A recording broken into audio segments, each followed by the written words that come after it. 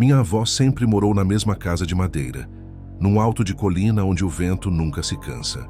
A casa tinha alicerces velhos e alma de árvore, e cada tábua parecia lembrar os passos de quem a pisou antes. Quando eu era criança, aquele lugar era meu mundo de férias, cheiro de bolo de fubá, café coado e sabonete de lavanda. Mas havia um território proibido que eu aprendi a contornar desde cedo, como um lago fundo no meio do quintal, o sótão. Para chegar lá, era preciso puxar uma escada retrátil que gemia como bicho, e a tampa do alçapão soltava pó de madeira que caía nos olhos e fazia a gente chorar. Minha avó dizia que lá em cima só havia tralha, coisas velhas demais para jogar fora, pesadas demais para descer. Eu fingia acreditar e evitava olhar para o buraco do teto toda vez que passava pelo corredor. Anos depois, já adulto, voltei para ajudar na venda da casa. A idade tinha chegado antes da reforma, e minha avó aceitou morar comigo na cidade. A casa estava úmida, cheirava a guarda-roupa fechado e chuva antiga. Abri janelas, limpei a cozinha, cataloguei móveis com uma caderneta no bolso.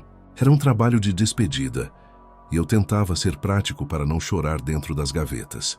No segundo dia, uma tempestade assentou sobre a colina como um gato teimoso.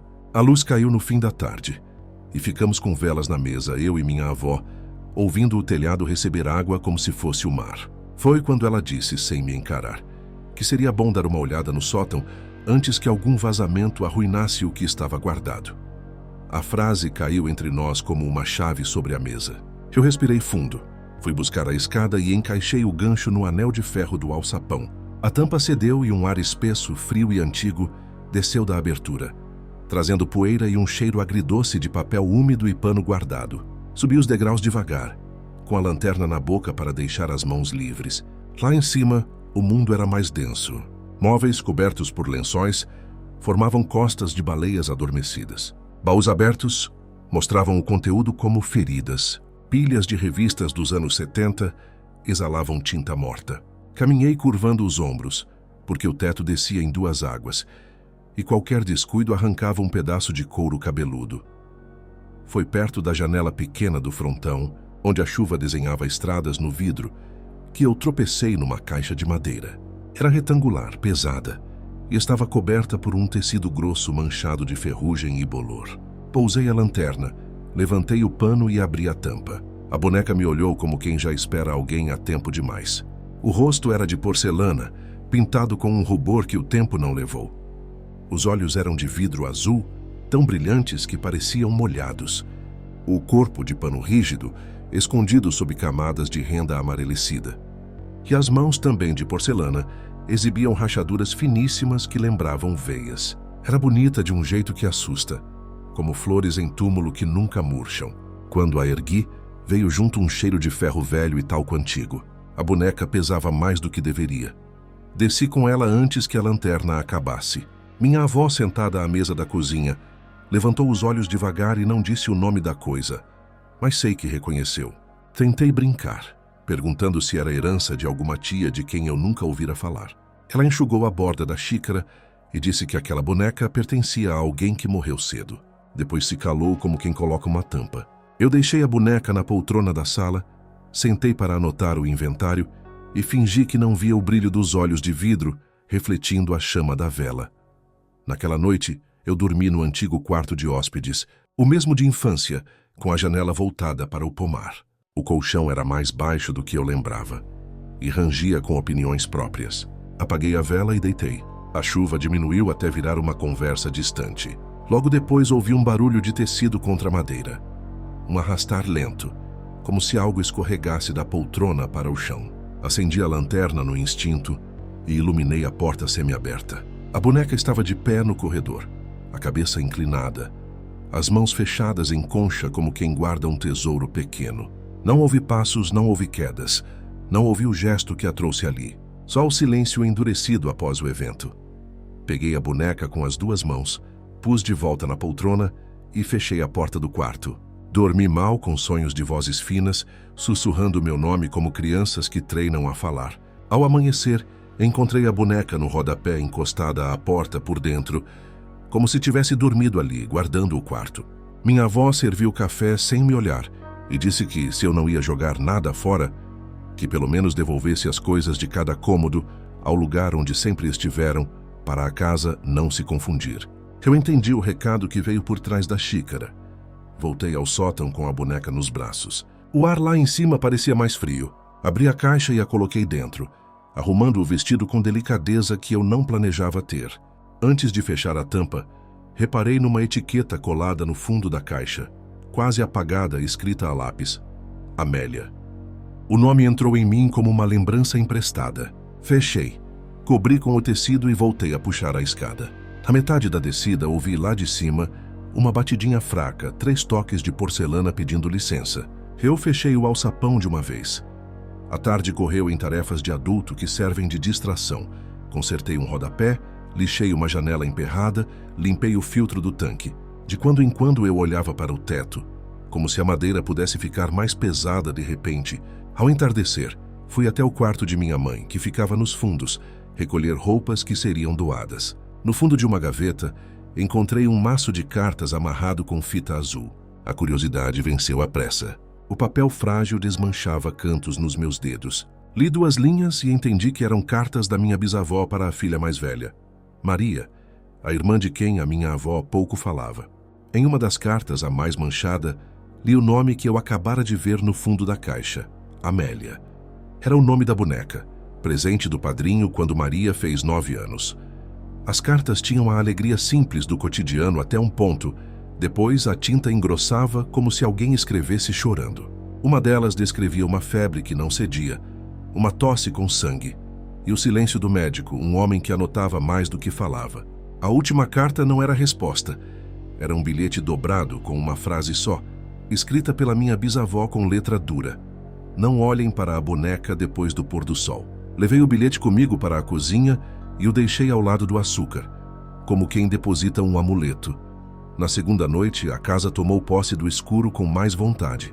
Meus ouvidos faziam inventário de barulhos e eu calculava mentalmente a distância entre mim e a escada retrátil como quem mede fuga. Pouco depois da meia-noite, ouvi passos no corredor. Não eram passos de gente, eram arrastos de tecido, pontuados por toques duros, como dedos de porcelana batendo de leve no assoalho para não perder o equilíbrio. A porta do quarto abriu alguns centímetros, sem ranger, como se alguém que conhecesse bem a casa a empurrasse pelo ponto exato. A boneca estava ali, trazia nas mãos uma pequena fita azul, suja de tempo, e a estendia na minha direção. O gesto era infantil e preciso. Eu vi o brilho dos olhos de vidro refletindo uma luz que não havia, e senti um frio que não era de vento, era de ausência de calor. Fiquei sentado na cama, sem me mover, até que o braço doía por não tremer. Disse em voz baixa que estava tudo bem, que era hora de dormir, que eu a levaria para o lugar de manhã. A boneca não entendia a voz, mas pareceu entender a forma. Baixou os braços devagar, deixou a fita cair no chão e, de modo impossível, recuou 2 passos sozinha. Quando cheguei à porta, ela não estava mais. Encontrei a fita aos meus pés e a guardei no bolso como quem aceita uma dívida. Dormi com a luz acesa, o bilhete sobre o criado mudo e um peso novo entre as costelas. No café da manhã, contei para minha avó. Ela ouviu com a paciência de quem ouve chuva e disse que Maria, a irmã, tinha morrido naquele quarto numa noite de maio com 9 anos, segurando a boneca no colo. Disse que a casa inteira assistiu as sombras subirem até o teto e que depois disso o sótão virou depósito. A boneca subiu e não desceu mais. Eu perguntei por que não haviam queimado. Ela respondeu que cenários de tristeza não se desfazem com fogo, só trocam de lugar na memória, e que algumas coisas, quando queimadas, aprendem a voltar por outros caminhos. Falou sem drama, como quem ensina a receita de pão. Eu concordei com a cabeça sem concordar de fato.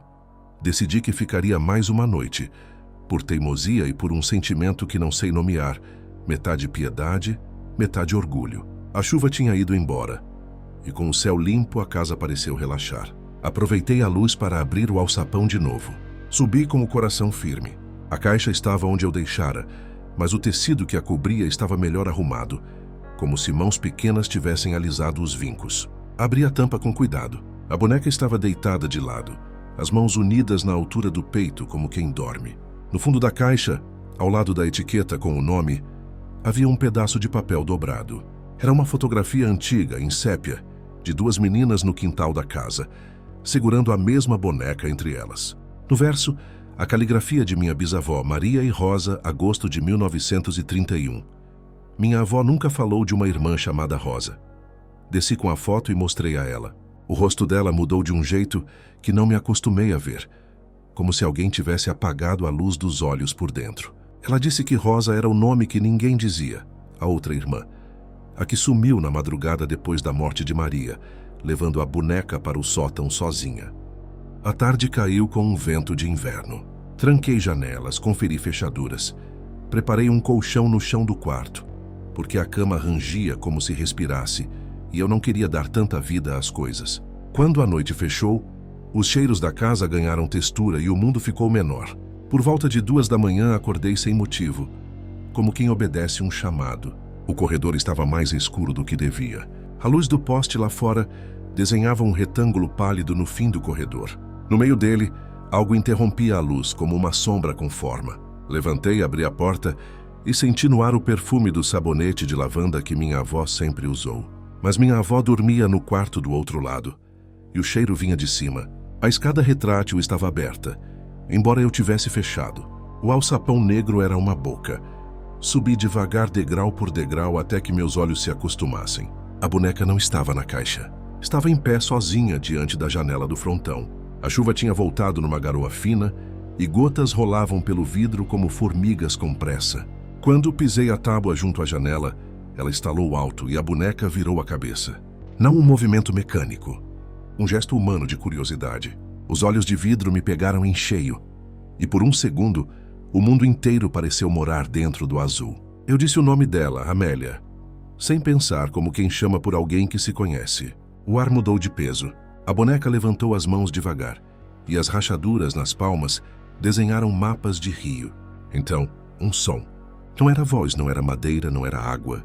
Era um chiar finíssimo no fundo da porcelana, que embalou 2 sílabas ainda infantis. Brincar. A palavra dita daquele jeito me desmontou os joelhos. Eu sentei no chão, consciente do pó que grudava na calça, e me vi respondendo como se fala com criança teimosa. Disse que podíamos brincar de arrumar as coisas, que as bonecas também dormem, que amanhã eu desceria e levaria flores ao pé da mangueira para quem ficou. Falei baixo, porque achei que qualquer voz alta quebraria o vidro do mundo. A boneca baixou as mãos, inclinou o rosto e, com um jeito quase invisível, recuou 2 passos. Atrás dela, a janela ganhou um reflexo. Não era o meu, era o reflexo de uma menina. Cabelo preso com fita azul, vestido simples de domingo. Nos olhos dela havia uma luz que não vinha do poste. Não era queimadura, não era febre. Era uma vontade insistente de existir só mais um pouco. A janela tremeu quando o vento aumentou, e a menina do reflexo levou a mão ao vidro por dentro, como quem testa a realidade. Eu fiz o mesmo. Encostei a ponta dos dedos na vidraça. A superfície estava tão fria que ardeu. Aos poucos, do lado de dentro do reflexo, os dedos dela se alinharam com os meus. E por um instante eu acreditei que a pele encontraria pele. Não encontrou. O frio serviu de limite. A menina sorriu de um jeito quase imperceptível e apontou para o chão perto dos meus joelhos. Ali, entre pó e pregos, havia uma pequena caixa de música sem tampa, a bailarina quebrada na altura da cintura. Girei a corda com cuidado. Uma melodia simples nasceu no ar, fraca, mas inteira, e a casa pareceu escutar com respeito. A boneca, diante da janela, fechou os olhos de vidro por um segundo, que eu juro ter sido um segundo.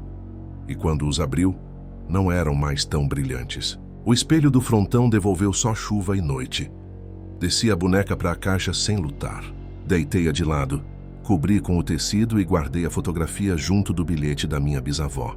Antes de fechar, deixei a fita azul ao lado das mãos de porcelana, como quem paga um resgate pequeno. Fechei a tampa e pela primeira vez em dias a escada retrátil subiu sem gemer. Tranquei o alçapão e a casa respirou. A madrugada terminou sem mais convites. No dia seguinte, acordei com sol. A luz fez a poeira dançar como neve leve. Levei minha avó até a sala e mostrei a fotografia. Ela olhou longamente e beijou o papel com a boca sem dentes. Disse que finalmente alguém tinha visto Rosa, a menina que sumiu sem despedida, a irmã de quem ninguém falava para a casa não chorar. Eu perguntei se Rosa estava viva em algum lugar.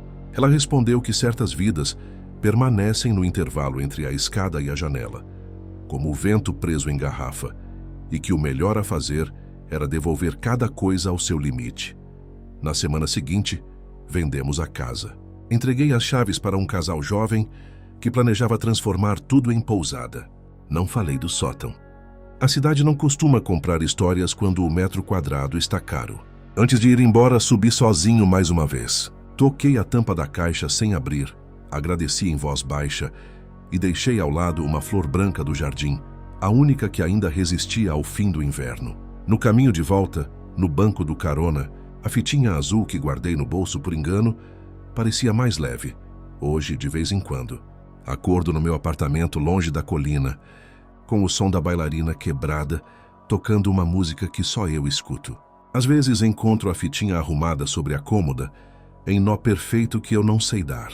Em lojas de antiguidades evito a seção de porcelanas. Em casas de amigos não gosto de dormir onde há escada retrátil. Quando crianças me pedem para brincar, eu brinco, com paciência de adulto que sabe que o tempo é curto. E nas raras noites em que a lembrança faz frio dentro de mim, acendo uma vela de lavanda e deixo queimar até o fim, porque aprendi que certas presenças obedecem a luzes pequenas. Se um dia você abrir um sótão antigo e encontrar uma boneca pesada demais para o tamanho, repare nas mãos. Se tiverem rachaduras como veias, trate com respeito. Não a fotografe com flash. Não a deixe de frente para a janela depois do pôr do sol. E se ouvir uma voz fina pedindo para brincar, não responda com medo. Responda com limite. Crianças entendem regras, mesmo as que ficaram do outro lado do vidro, mesmo as que seguram o mundo pelas emendas, para que ele não caia enquanto a música ainda toca.